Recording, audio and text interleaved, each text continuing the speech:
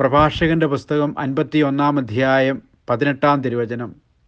ജ്ഞാനത്തിനൊത്ത് ജീവിക്കാൻ ഞാൻ ഉറച്ചു, നന്മയ്ക്കു വേണ്ടി ഞാൻ തീക്ഷ്ണമായി ഉത്സാഹിച്ചു, ഞാൻ ഒരിക്കലും ലജ്ജിതനാവുകയില്ല.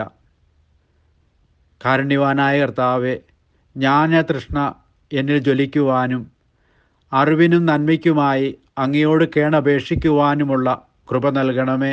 ആമേൻ. ദൈവം നിങ്ങളെ സമൃദ്ധമായി അനുഗ്രഹിക്കട്ടെ. നമ്മുടെ കർത്താവ് ഈശോ മിശിഹായുടെ കൃപയും പിതാവായ ദൈവത്തിൻ്റെ സ്നേഹവും പരിശുദ്ധാത്മാവിൻ്റെ സഹവാസവും നാം എല്ലാവരോടും കൂടി ഉണ്ടായിരിക്കട്ടെ, ഇപ്പോഴും എപ്പോഴും എന്നേക്കും. ആമേൻ.